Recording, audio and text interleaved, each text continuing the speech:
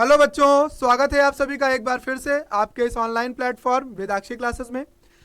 बच्चों, उम्मीद है आप सभी लोग स्वस्थ होंगे, मस्त होंगे और अपनी पढ़ाई लिखाई में व्यस्त होंगे। बच्चों, आप लोग बार बार सोचते होंगे कि हम लोग ये स्वस्थ है मस्त है क्यों बोलते हैं। बच्चों, ये उम्र स्वस्थ रहने की है और मस्त रहने की है। जब आप मस्त होते हैं तभी आप किसी काम में व्यस्त होते हैं। तो स्वस्थ रहना, मस्त रहना बहुत ज़रूरी है।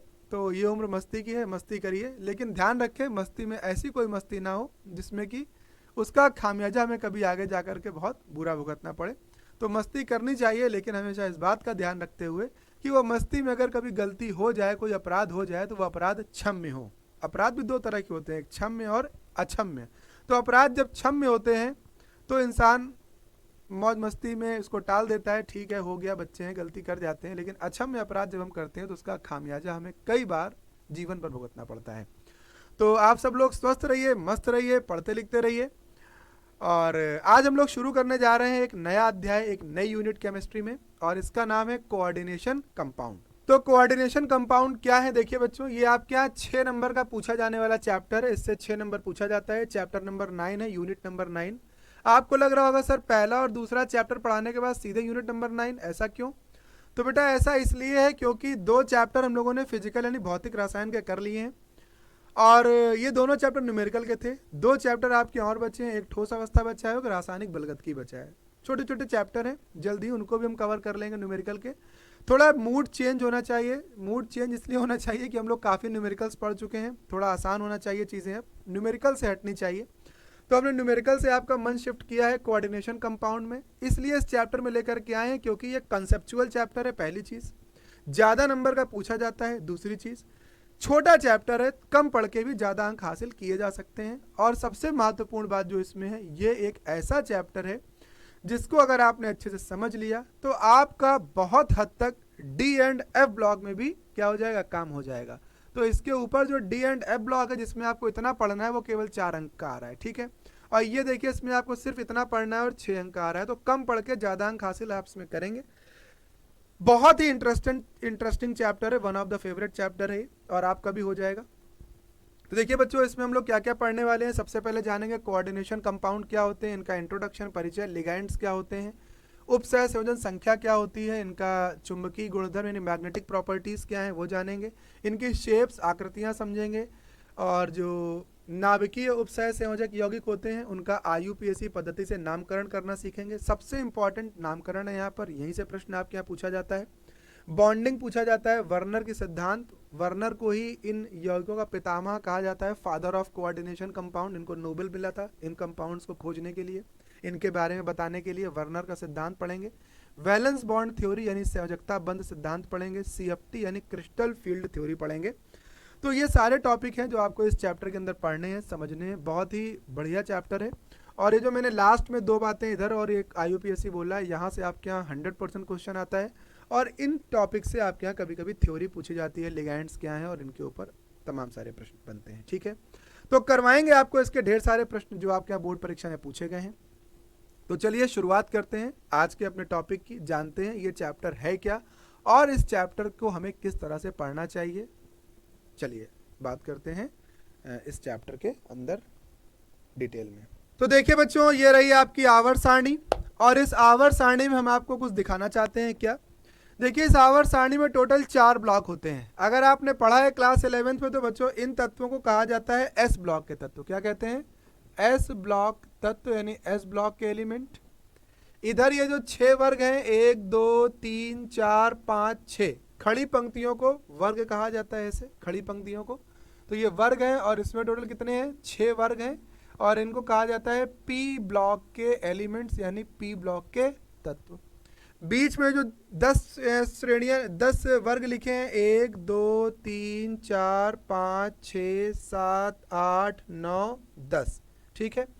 प्रत्येक वर्ग में 4 4 तत्व हैं, तो 10 वर्ग हैं और प्रत्येक में 4 4 हैं, तो 10 × 4 कर देंगे तो 40 आ जाएगा। यानी इस पर टोटल 40 एलिमेंट्स रखा गया है। इसे D ब्लॉक कहा जाता है।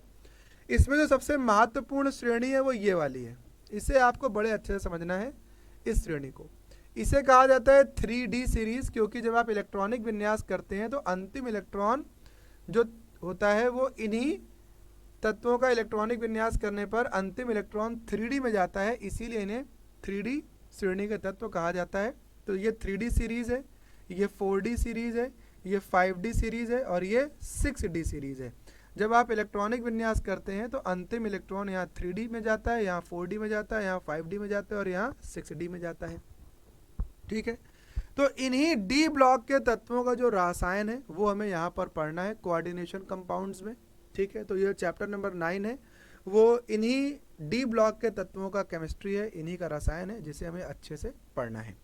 सबसे नीचे देखिए आपको 2 दिख रही हैं श्रेणियां, इन्हें कहा जाता है एफ ब्लॉक के तत्व। तो ये बेटा एफ ब्लॉक है, पूरा एफ ब्लॉक कहलाता है। और एफ ब्लॉक में आपको 2 सीरीज दिख रही होंगी। जो पहली सीरीज है इन्हें कहा जाता है लेंथेनॉइड्स और जो दूसरी सीरीज है उसे कहा जाता है एक्टिनॉइड्स। तत्व लेंथेनम के बाद के जो 14 तत्व होते हैं उन्हें लेंथेनॉइड कहा जाता है और एक्टिनियम के बाद के जो 14 तत्व हैं उन्हें एक्टिनॉइड कहा जाता है। ठीक है, तो इन्हें आवर्त सारणी के 6वें और 7वें आवर्त से बाहर निकाल के रखा गया है, क्योंकि इन तत्वों का जब इलेक्ट्रॉनिक विन्यास हम करते हैं तो अंतिम इलेक्ट्रॉन एफ उपकोष में जाता है। ठीक है, तो हर एक आवर्त सारणी में हर एक वर्ग का अपना महत्व है। जैसे अगर हम बात करें पी ब्लॉक की, तो जब आप पी ब्लॉक के किसी भी तत्व का इलेक्ट्रॉनिक विन्यास करते हैं हीलियम को छोड़कर, तो अंतिम इलेक्ट्रॉन पी सबशेल में जाता है, यानी पी उपकोष में जाता है। हीलियम को क्यों छोड़कर? क्योंकि हीलियम का परमाणु क्रमांक 2 होता है और इसका इलेक्ट्रॉनिक विन्यास जब आप करते हैं तो होता है 1s2, यानी अंतिम इलेक्ट्रॉन कहाँ जा रहा है? एस उपकोष में जा रहा है, लेकिन रखा इसे पी इसमें गया है, पी ब्लॉक में। ठीक है, ऐसे ही यहाँ पर जो एस ब्लॉक के तत्व हैं इन्हें इसलिए एस ब्लॉक के तत्व कहा जाता है क्योंकि अंतिम इलेक्ट्रॉन एस उपकोष में जाता है जब इनका इलेक्ट्रॉनिक विन्यास किया जाता है। और जब हम डी ब्लॉक की बात कर रहे हैं तो बच्चों जब इन तत्वों का इलेक्ट्रॉनिक विन्यास किया जाता है 40 तत्वों का, तो इनका इलेक्ट्रॉनिक विन्यास करने पर अंतिम इलेक्ट्रॉन डी उपकोष में जाता है, इसीलिए इन्हें डी ब्लॉक के तत्व कहते हैं। और इनका अंतिम इलेक्ट्रॉन एफ उपकोष में जाता है तो इन्हें एफ ब्लॉक के तत्व कहते हैं।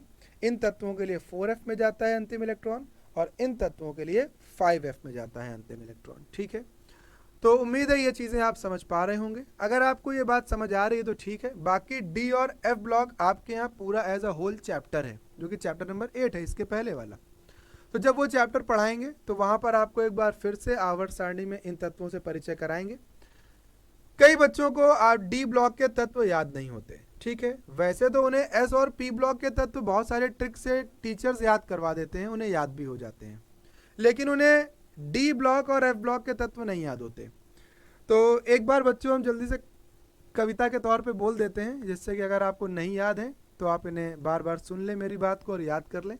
मेरा विशेष उद्देश्य यहाँ पर इनको याद कराने का नहीं है, मेरा विशेष उद्देश्य है केवल आपको ये तत्व हम समझा पाएँ, जिससे कि इन तत्वों के रसायन को यानी कोऑर्डिनेशन केमिस्ट्री को आप अच्छे से समझ पाए मेरे साथ। ठीक है, तो देखिए सबसे पहले जो यहाँ पर 3D श्रेणी है, 3D सीरीज है, इन तत्वों को हम समझते हैं। ये क्या लिखे हैं? तो ये लिखा है शक्ति वकर्मन फेकोनी कुजन, शक्ति वकर्मन फेकोनी कुजन। परमाणु क्रमांक 21 से 30 तक के तत्व हैं शक्ति वकर्मन फेकोनी कुजन। जो दूसरी सीरीज है उसको कैसे याद करेंगे? यारी जरा निभाना मौत तक, रुकावटें राह में पड़े अगर कोई। या ऐसे भी याद कर सकते हो, ये जरूरी नहीं मोहब्बत तेरी रुलाती रहे पड़े अगर सैंडल। किसकी? मम्मी की। तो इन तत्वों को आप ऐसे भी याद कर सकते हो। अगर आप खड़े में याद करना चाहते हो वर्ग के रूप में, तो इनको वर्ग के रूप में भी याद किया जा सकता है। ठीक है, तो चलिए एक बार पहले हम पूरी आवर्त सारणी जल्दी से बता दें कैसे ट्रिक से याद कर सकते हैं। तो हलीना की रब से फरियाद, बेटा मांगे कन्या सुंदर बाप राजी, स्काइला टी जरफ, विनबटा करमोव मनटकरी, फेरोस को रचिर, निपटपट, कॉपर सिल्वर गोल्ड, इन धातुओं के सिक्के बनते हैं, आज भी बनाए जाते हैं, कॉपर के यानी तांबे के, चांदी के और गोल्ड के। ठीक है, जन कड हज, फिर है बैगन आलू गाजर इन थैला, काशी गए सनकी पंडित, नाचो प्यारे ऐसे सभी, उससे टीपो, फूडल कूडल बारात आई एट होम। और ये अक्री गैसें हैं, इन्हें अक्री ना कह करके नोबल कहना ज़्यादा बेहतर है, क्योंकि इनमें एक तत्व धोखेबाज है, जिनॉन। इस तत्व ने कुछ रासायनिक क्रियाएं शो कर दी हैं, दिखा दी हैं, जिसके कारण अब इन तत्वों को अक्रिय नहीं कहा जा सकता, लेकिन इन्हें हम आदर्श तो कह ही सकते हैं। तो ये आदर्श गैसें हैं, helium, neon, argon, krypton, xenon और रेडॉन, इन्हें आदर्श तत्व कहा जाता है, नोबल एलिमेंट्स है, ठीक है, नोबल गैसेस कहा जाता है, ठीक है। इसके नीचे जो आपको ये दो सीरीज दिखाई दे रही हैं, जिसे हम कह रहे हैं, पहली सीरीज को कह रहे हैं लेंथेनाइड और दूसरी को हम कह रहे हैं एक्टिनाइड। इन्हें भी आप याद कर सकते हैं ट्रिक से। लालू के सीने पर नदियां प्रेम की समाई, यूं गदगद तब दिल हुआ और तुम अब लौटे। और दूसरी है अंकल थोड़े पापड़ यूं नापो, पके आम कम बिके, कैफे में ऐसे फरमाओ, मैडम नोट लेकर जाओ। तो ये सब डी और एफ ब्लॉक के तत्व हैं, सब आपको याद करवाए जाएंगे आगे, एक एक तत्व आपको याद करवा देंगे। जो ये आखिरी वाली सीरीज आपको दिखाई दे रही है, यहाँ भी तत्व बहुत सारे अनडिस्कवर हैं, हालांकि अब डिस्कवर्ड हो चुके हैं, यहाँ पर नहीं भरे गए हैं लेकिन डिस्कवर हो गए हैं 118 तक के तत्व। तो अभी इनके बारे में केमिस्ट्री का स्टडी चल रहा है, जब इनके बारे में डिटेल्ड केमिस्ट्री आ जाएगी तो कहीं ना कहीं फिर हमें इसके अध्ययन करना पड़ेगा। अभी इन तत्वों का रसायन थोड़ा दुर्लभ है, थोड़े इन एलिमेंट्स के ऊपर अभी नई रिसर्चेज हुई हैं, धीरे धीरे काम हो रहा है। हमें जिन एलिमेंट्स को अच्छे से समझना है वो 3D सीरीज़ के हैं, 4D सीरीज़ के हैं और 5D सीरीज़ के हैं। अभी इस अध्याय में जो हमें ज़्यादातर काम में आने वाले एलिमेंट्स हैं वो सिर्फ ये 10 एलिमेंट हैं। कौन कौन से? शक्ति, वकर्मन, फेकोनी, कुजन। शक्ति, वकर्मन, फेकोनी, कुजन। तो इस आवर्त सारणी को देख लीजिए, आप अच्छे से समझ लीजिए। यहाँ पर कुछ तत्व हम आपको बता दे रहे हैं जिन तत्वों को बच्चों को याद करने में बेहद समस्या होती है, कई बार वो गलतियाँ कर बैठते हैं उनके प्रतीकों में, उनके सिंबल्स में। जरा ध्यान दीजिएगा मेरे साथ, ठीक है। तो सबसे पहले देखिए बच्चों, यहाँ पर जो तत्व बच्चों को नहीं याद होता है, जिसमें वो ज़्यादा कंफ्यूज हो जाते हैं, कौन कौन से तत्व हैं वो? तो सबसे पहला तत्व है यहाँ पर ये आर, कौन सा? ये देखिए हम लिखते जा रहे हैं यहाँ पर आर रेडियम होता है, और एक आरएन होता है, आरएन रेडॉन होता है। रेडॉन की खोज डॉर्न ने, DORN, डॉर्न ने की थी सन 1905 में। कैंसर थेरेपी में इसका प्रयोग किया जाता है। और आर रेडियम है, रेडियम रात में चमकता है। तो रेडियम, रेडॉन में बच्चे कंफ्यूज हो जाते हैं। दूसरा तत्व जिसमें बच्चे कंफ्यूज होते हैं वो है बेरियम और बेरिलियम। तो बेरिलियम परमाणु क्रमांक 4 वाला तत्व है, एक ही वर्ग के तत्व है दोनों, और दूसरा बेरियम है, Ba परमाणु क्रमांक 56 वाला तत्व है, ठीक है। और तत्व देखिए जो बच्चे कंफ्यूज हो जाते हैं, बहुत बढ़िया तत्व है ये टंगस्टन, W, इसका बहुत हाई होता है टेम्परेचर पिघलने का, मेल्ट होने का। तो W टंगस्टन है, बल्ब का फिलामेंट बनता है इसका, टंगस्टन, प्रतीक इसका W होता है। बच्चे रूथीनियम में कंफ्यूज हो जाते हैं और रोडियम में। तो रोडियम RH होता है, आजकल इसकी भी ज्वेलरी बनने लग गई है रोडियम की, रोडियम प्लेटेड।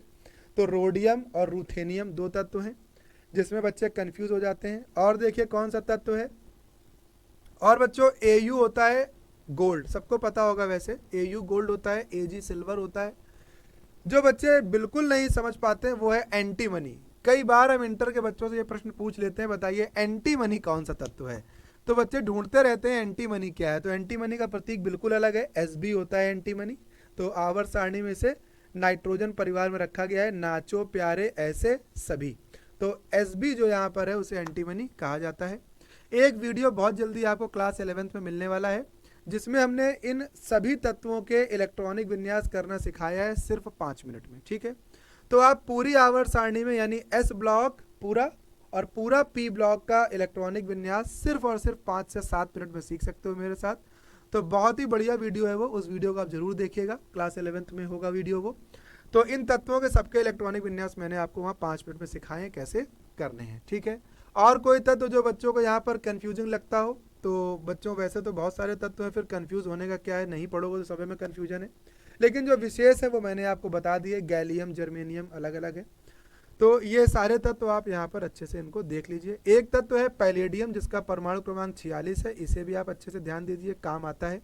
एक तत्व प्लैटिनम है जो इस चैप्टर में काम आएगा, इसको भी आप ध्यान रखेंगे, ठीक है। प्लैटिनम, पैलेडियम और निकल, ये एक ही वर्ग के तत्व हैं, इनको याद करने की ट्रिक है निपटपट, निपटपट, निकल, पैलेडियम और प्लैटिनम, ठीक है। तो बच्चों ये सब तत्व काम आने वाले तत्व हैं, इन्हें अच्छे से आप देख लीजिए। चलते हैं आगे और एक बार आपको फिर से बताते हैं कि आवर्त सारणी में इन डी ब्लॉक के तत्वों को कैसे याद करना चाहिए, ठीक है। देखिए तो डी ब्लॉक के तत्वों पर बच्चों हमारा ज़्यादा फोकस है, विशेष फोकस है। तो डी ब्लॉक के तत्व कौन कौन से हैं? डी ब्लॉक के एलिमेंट, इन्हें डी ब्लॉक के तत्व क्यों कहा जा रहा है? क्योंकि डी ब्लॉक में डी ब्लॉक के तत्व इसलिए कहा जा रहा है क्योंकि जो 40 तत्व हैं इन सभी तत्वों का इलेक्ट्रॉनिक विन्यास करने पर अंतिम इलेक्ट्रॉन डी उपकोष में प्रवेश करता है। ठीक है, तो सबसे पहला जो यहाँ पर सीरीज है उसे हम कहते हैं 3D सीरीज यानी 3D श्रेणी। 3D क्यों कह रहे हैं? क्योंकि जब आप इन तत्वों का इलेक्ट्रॉनिक विन्यास करोगे तो अंतिम इलेक्ट्रॉन 3D में जाएगा। कौन कौन से तत्व हैं? तो शक्ति, वकरमन, फेकोनी, कुजन। कैसे याद करोगे? शक्ति, वकरमन, फेकोनी, कुजन। शक्ति, वकरमन, फेकोनी, कुजन। ठीक है, तो ये सारे एलिमेंट्स हैं जिनका यहाँ पर हमें ज़्यादातर प्रयोग मिलेगा इस चैप्टर के अंदर। Sc को स्कैंडियम कहते हैं, Ti को टाइटेनियम, इसको क्या कहते हैं? स्कैंडियम, स्कैंडियम बोलते हैं। Ti को टाइटेनियम, V को वैनेडियम कहते हैं। क्या कहते हैं? वैनेडियम। देखिए वैनेडियम कैसे लिखा जाता है, वैनेडियम बोलते हैं। Cr को क्रोमियम कहते हैं। Mn को मैंगनीज कहते हैं। मैग्नीशियम और मैंगनीज अलग अलग है, तो ये मैंगनीज होता है। Mn 25 होता है इसका परमाणु क्रमांक। Fe लोहा आयरन होता है। Co को कोबाल्ट कहते हैं। C के साथ O छोटा बनता है नीचे, अगर आप C के साथ O बराबर से बना देंगे तो ये कोबाल्ट नहीं है, फिर ये कार्बन मोनोऑक्साइड गैस हो जाती है जो कि अत्यधिक विषैली है। तो CO कोबाल्ट है, Ni निकिल है, Cu तांबा यानी कॉपर है और Zn जिंक है। ठीक है, तो ये तत्व हैं सारे, और इन तत्वों को ट्रिक से कैसे याद करेंगे? इन तत्वों को याद करने की ट्रिक है शक्ति, वकरमन, फेकोनी, कुजन। क्या ट्रिक है? शक्ति, वकरमन, फेकोनी, कुजन। फेकोनी, कुजन। तो शक्ति, वकरमन, फेकोनी, कुजन ये सारे एलिमेंट्स हैं, तो इन एलिमेंट्स को आप बहुत अच्छे से लर्न कर लेंगे। Scandium, titanium, vanadium, chromium, manganese, iron, cobalt, निकल, कॉपर एंड जिंक। ठीक है, ओके। सभी का परमाणु क्रमांक लिख डालें। तो परमाणु क्रमांक क्या होते हैं? देखिए, इसका 21 है, इसका 22 है, इसका 23 है, इसका 24 है, इसका 25 है, इसका 26 है, इसका 27 है, इसका 28 है, इसका 29 है और इसका 30 है। तो परमाणु क्रमांक 21 से लेकर के 30 तक के ये तत्व हैं, और इन तत्वों का इस चैप्टर में बेहद यूज होने वाला है। चलते हैं आगे। इन तत्वों का इलेक्ट्रॉनिक विन्यास समझना बेहद इंपॉर्टेंट है। अगर आपको इन तत्वों के इलेक्ट्रॉनिक विन्यास नहीं आते हैं तो इन कोऑर्डिनेशन कंपाउंड्स में पकड़ बनाना आपके लिए बहुत मुश्किल हो जाएगा। तो बहुत इंपॉर्टेंट है, हम ये मान करके चल रहे हैं कि आपको इलेक्ट्रॉनिक विन्यास करना आता है अफबाऊ के नियम से थोड़ा बहुत। अगर नहीं आता है तो मेरे साथ थोड़ा समझने का प्रयास करिए, आ जाएगा समझ में। और फिर भी ना समझ आए तो क्लास 11th का मेरा अफबाऊ नियम वाला वीडियो जरूर देख लीजिए, तुरंत वहाँ पे ये सारी बातें समझ में आ जाएंगी। ठीक है, तो एक बार सारे एलिमेंट्स लिख लें हम लोग। वही ट्रिक है हमारी। कौन सी ट्रिक है? शक्ति, वकरमन, फेकोनी, कुजन। शक्ति, वकरमन, फेकोनी, कुजन। तो ये 10 तत्व हैं। इसका परमाणु क्रमांक 21 है, इसका 22 है, इसका 23 है, इसका 24 है, इसका 25 है, इसका 26 है, इसका 27 है, इसका 28, 29 और जिंक 30। अगर आपको पता है तो बहुत अच्छी बात, और नहीं पता है तो जान लीजिए परमाणु क्रमांक 24 और परमाणु क्रमांक 29 वाले जो 2 तत्व हैं ये अपवाद हैं, यानी ये एक्सेप्शनल एलिमेंट्स हैं, तो इनको हम ब्रैकेट में लिख दे रहे हैं। इनका इलेक्ट्रॉनिक विन्यास थोड़ा अलग तरीके से होता है। ठीक है, कई बार बच्चे इन तत्वों के इलेक्ट्रॉनिक विन्यास में कंफ्यूज हो जाते हैं और इनका इलेक्ट्रॉनिक विन्यास गलत कर देते हैं। ठीक है, तो हमेशा प्रश्न भी आपके यहाँ वहीं से बनता है जहां पर कुछ अपवाद होता है। तो बच्चों देखिए, स्कैंडियम का तो हम आपको इलेक्ट्रॉनिक विन्यास करना सिखा रहे हैं। पहले हम आपको सिखा रहे हैं कोशों में। कोश क्या होते हैं? KLMN। फिर हम आपको बताएंगे उपकोशों में। तो कोशों में इलेक्ट्रॉनिक विन्यास कैसे करेंगे? 2 8 2 8 2 8 सब में कॉमन है। 2 8 यानी पहली कक्षा में 2 और दूसरी कक्षा में 8 इलेक्ट्रॉन भरना। तो बेटा सभी में क्या है? कॉमन है। सभी में आपको करना है 2 8 2 और 8 और 2 8। ठीक है, अब जो M कोश है इसमें कितने इलेक्ट्रॉन होंगे और N कोश में क्या इलेक्ट्रॉन होंगे? तो इसके लिए आप एक याद कर लीजिए मोबाइल नंबर। क्या याद कर लीजिए? Mobile number. ये किसका नंबर है भाई? तो ये मोबाइल नंबर है 222212212, यानी परमाणु क्रमांक 24 और परमाणु क्रमांक 29 कि जब आप इलेक्ट्रॉनिक विन्यास करें तो आखिरी में एक एक इलेक्ट्रॉन भर दें इन तत्वों में, और बाकी सभी तत्वों के इलेक्ट्रॉनिक विन्यास में आपको 2 2 इलेक्ट्रॉन डालने हैं। ठीक है, तो जब आप एन कोश की बात कर रहे हैं तो स्कैंडियम के कितने इलेक्ट्रॉन जाएंगे, तो स्कैंडियम में जाएंगे बाह्यतम कोश में 2, ठीक है। बचे कितने, तो 8 2 10 2 12, 12 और 9 21। टाइटेनियम में कितने जाएंगे बाह्यतम कोश में, 2, तो यहाँ 2 डाल दीजिए एन कोश में। बचे कितने, 10, 8 2 10, 2 12 और 10 22। वैनेडियम का जब इलेक्ट्रॉनिक विन्यास करेंगे तो आखिरी में कितने इलेक्ट्रॉन जाएंगे, 2, 2 डाल दो। बचे कितने इलेक्ट्रॉन, 11। जब आप क्रोमियम का इलेक्ट्रॉनिक विन्यास करेंगे तो ये अपवाद है, इसका थोड़ा अलग होगा।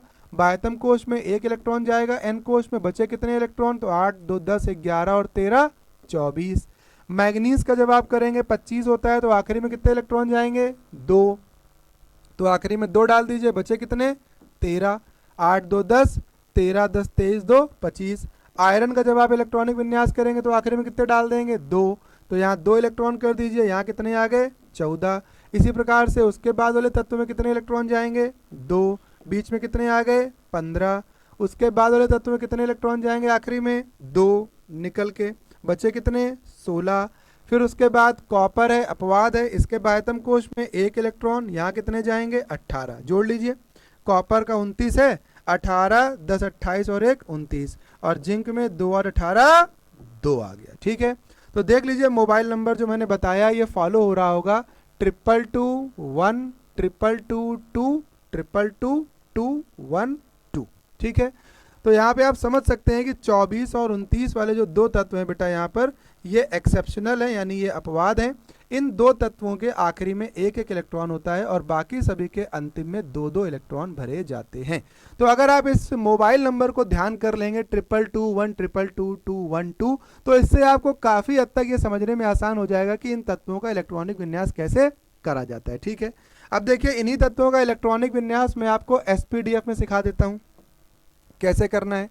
तो एसपीडीएफ में कैसे करेंगे, तो सबसे पहले 1s2 2s2 2p6 3s2 3p6 4s2 3d, कितना स्कैंडियम है तो 1 हो जाएगा। आप जोड़ लीजिए इलेक्ट्रॉन, तो 6 4 10 2 12 6 18 2 20 और 1 21 हो गया 21 का। जब आप टाइटेनियम का इलेक्ट्रॉनिक विन्यास करेंगे तो कैसे लिखा जाएगा, देखिए टाइटेनियम में होगा 1s2 2s2 2p6 3s2 3p6 4s2 3d2। अभी यहाँ भी मोबाइल नंबर काम आएगा। जब आप वैनेडियम का इलेक्ट्रॉनिक विन्यास करेंगे तो कैसे करा जाएगा, देखिए 1s2 2s2 2p6 3s2 3p6 4s2 3d3।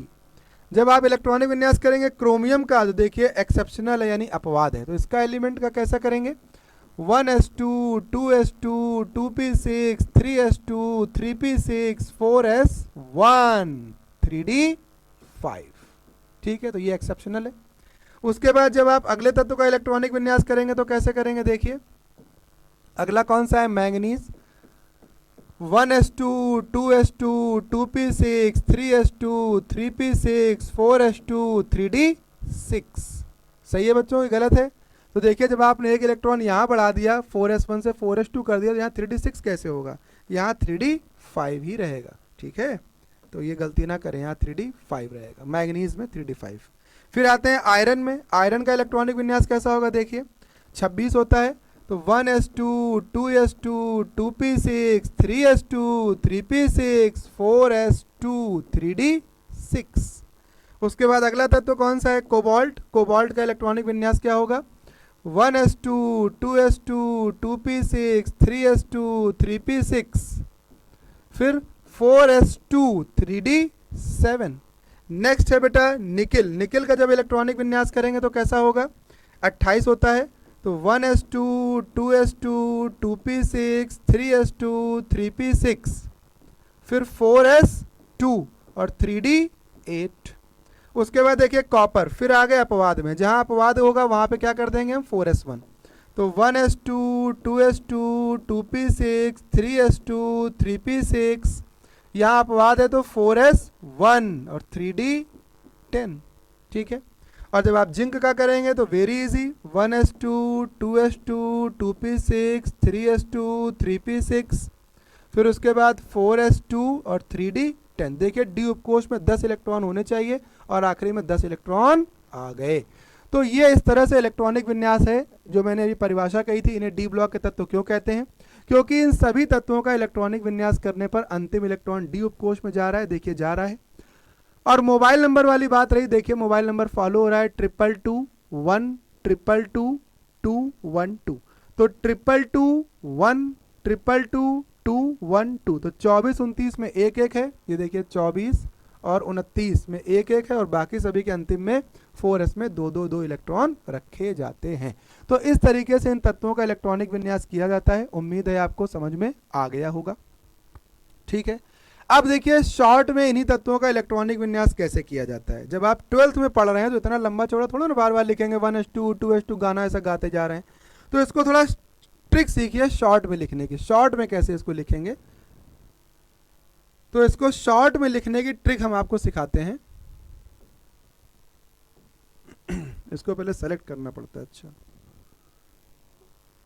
तो देखिए शॉर्ट में इन तत्वों का इलेक्ट्रॉनिक विन्यास कैसे लिखा जाना चाहिए आपसे, ये आपको हम आज सिखाते हैं शॉर्ट में। ठीक है, लॉन्ग में तो आप लिख ही ले रहे हो, इतनी देर से मैं आपको बता रहा हूं तो आप लिख ही लोगे। अब इन्हीं तत्वों का इलेक्ट्रॉनिक विन्यास थोड़ा शॉर्ट में कैसे करना है हमको ये समझना है। ठीक है, इतना तो आपको समझ आ गया होगा अच्छे तरीके से। ठीक, अब देखिए इन्हीं तत्वों का इलेक्ट्रॉनिक विन्यास शॉर्ट में, क्लास 12th वाला। ठीक है, ये तो क्लास 11th वाला हो गया। अब क्लास, मान लीजिए आपको 12th के विद्यार्थी के रूप में स्मार्ट बनना है और इतना सब कुछ ना लिख करके थोड़ा शॉर्ट में करना है, तो कैसे करोगे? तो देखो बेटा यहाँ पर 1s2 2s2 2p6 3s2 3p6 6 2 8 8 6 14 14 4 18 18 जो तत्व है वो होता है आर्गन, यानी परमाणु क्रमांक 21 के आसपास की जो नोबल गैस है वो है परमाणु क्रमांक 18। ठीक है, तो परमाणु क्रमांक 18 है तो इसकी जगह पर आप लिख सकते हो 18 AR। ठीक है, ट्रिक सीखना जरा यहाँ पे ध्यान से। आप बार बार इस गाने को ना गाओ 1s2 2s2 2p6 3s2 3p6 4s2 3d1। Scandium का इलेक्ट्रॉनिक विन्यास लिखना है, आप ऐसे लिख दो पेपर में, आर्गन 4s2 3d1। टीचर समझ जाएगा आप क्या लिखना चाह रहे हो। इतना लिख देने से टीचर को समझ में आ गया भैया ये 12वीं का स्मार्ट विद्यार्थी है, इसको पता है ये बात कि आर्गन लिख देने का मतलब 18 तक का गाना हो गया। 18 2 20 और 1 21। अगर आपको क्रोमियम का लिखना है तो कैसे लिखोगे? ये गाना मत गाओ 1s2 2s2 2p6 3s2 3p6, इतने की जगह आप लिखो AR, यानी 18 हो गया इतने का। 18 के बाद क्या लिखना है आपको? 4s1 और 3d5। Very good. अगर आपको मान लीजिए ऐसे ही कॉपर का लिखना है तो इतने के लिए आप फिर गाना ना गाओ, आप इसके लिए नियरेस्ट नोबल गैस लिखो आर्गन। ठीक है, इसका कितना होता है परमाणु क्रमांक 18। इतना लिख देने से 18 तक का काम हो गया। आगे क्या है इसके? आगे है 4s1 3d10।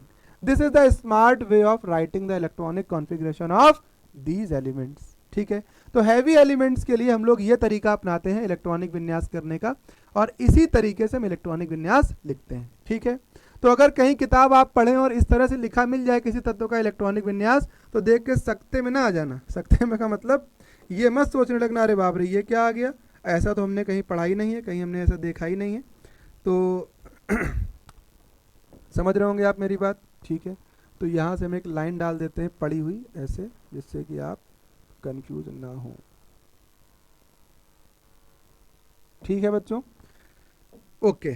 तो ये सब छोटी छोटी मगर मोटी बातें हैं। कई बार बच्चों को ये सब बातें बड़ी लगती हैं, अरे क्या पढ़ा रहे हैं, क्या मतलब नहीं आ रहा है समझ में कुछ इसका यहाँ पढ़ाने का, ये तो हमने 11th में पढ़ा है। तो बहुतों ने पढ़ा होगा, लेकिन बहुतों को ये बात नहीं भी आती होगी, नहीं समझ आती होगी ऐसा क्यों लिख दिया जाता है, तो ऐसा इसलिए लिख दिया जाता है। ठीक है, तो उम्मीद है आप इसको समझ गए होंगे। अब होमवर्क आपका ये है कि आप इन सभी तत्वों को अपने पास कॉपी में लिखिए। लिखने के बाद इनका पहले KLMN में इलेक्ट्रॉनिक विन्यास करिए, इन्हें कहा जाता है कोशों में। फिर इसके बाद इनका आप उपकोशों में यानी SPDF में इलेक्ट्रॉनिक विन्यास लिखिए, और फिर आप उसके बाद इस तरह से हर एक तत्व का इलेक्ट्रॉनिक विन्यास लिख के देख लीजिए कि आप सुटेबल हैं, लिख पा रहे हैं कि नहीं लिख पा रहे हैं। क्योंकि बार बार आने वाले टॉपिक्स में इस चैप्टर के अंदर हम कई बार ऐसा लिखेंगे, हमें आयरन का लिखना है 26 का, तो हम पूरा गाना नहीं लिखेंगे 1s2 2s2 में, से लिख देंगे बच्चों आर्गन 4s2 3d6, और आपको समझना होगा ये आयरन का इलेक्ट्रॉनिक विन्यास लिखा है। ये समझ हम आपकी डेवलप करना चाह रहे हैं इस इलेक्ट्रॉनिक विन्यास को सिखा के। और अगर आपकी ये समझ यहाँ से डेवलप हो रही है तो बहुत अच्छी बात। अगर किसी बच्चे को ये लग रहा है कि सर हमें तो यही नहीं करना आ रहा, आपने ये सब क्या बता दिया, सर हमें तो आता ही नहीं है, हम तो कोरोना के समय के विद्यार्थी हैं, हमने तो उस समय क्लास 11th पास किया है, क्लास 10th पास किया है जब कोरोना चल रहा था, तो सर हम ये कैसे समझ पाएंगे। तो बेटा घबराने की कोई ऐसी बात नहीं है, सीखता इंसान ही है, ठीक है। तो आप इसके लिए क्लास 11th का वीडियो देखिए, बहुत जल्द ही आपको 1-2 दिन के अंदर मिलने वाला है, जिसमें हमने अफबाऊ नियम पढ़ाया है और वहाँ इसको बहुत विस्तृत तरीके से समझाया है कैसे हमें तत्वों के इलेक्ट्रॉनिक विन्यास लिखने चाहिए और क्या तरीका है, ठीक है। तो उम्मीद है आप उसे देखेंगे, देख करके सीखेंगे, समझेंगे। ये वाला जो तरीका है, ये भी तरीका मैंने बताया है, बहुत सारे बच्चों को यही नहीं समझ आता है क्या है। मोबाइल नंबर मैंने आपको बताया, मोबाइल नंबर से ये समझ आ जाएगा कि किसका कौन सा अपवाद है। अब ये अपवाद क्यों है, हाफ फिल्ड फुल फिल्ड का चक्कर है, अर्धपूरित और पूर्ण पूरित कक्षक अधिक स्थायी होते हैं, इसीलिए इनका विन्यास ऐसा होता है, ये पढ़ाया जाता है हुंड के नियम में, 11th का टॉपिक है, तो उसको अभी छोड़ेंगे, हम नहीं बता रहे हैं इसका रीज़न। चलते हैं आगे और हम जानते हैं इस बात को कि इस चैप्टर के अंदर यानी कोऑर्डिनेशन कंपाउंड के अंदर ये एलिमेंट्स का क्या रोल है। अब हम वास्तव में एंट्री ले रहे हैं अपने चैप्टर के अंदर कोऑर्डिनेशन कंपाउंड के अंदर। अभी तो हम आपको थोड़ा सा डी ब्लॉक से परिचय करा रहे थे, डी ब्लॉक क्या है, ठीक है। कुछ बच्चे सोच रहे होंगे सर आपने 3D श्रेणी के तत्व तो हमको बता दिए, 3D सीरीज के शक्ति व कर्मन फेकोनी कुजन, इसके बाद वाला तो बताइए। तो इसके बाद वाले तत्व भी बड़े इंपॉर्टेंट है, बड़े इंटरेस्टिंग है, तो एक बार उनको भी जरा देख लीजिए। उनका इलेक्ट्रॉनिक विन्यास नहीं बताएंगे, थोड़ा गाना बता दे रहे हैं।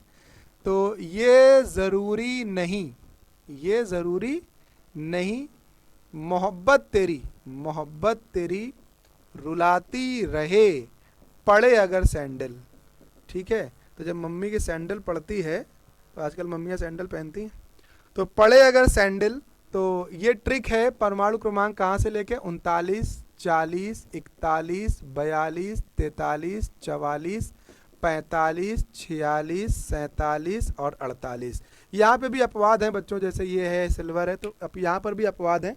तो इन तत्वों का इलेक्ट्रॉनिक विन्यास कैसे किया जाता है। यारी ज़रा निभाना मौत तक, ये भी ट्रिक है इनको याद करने की।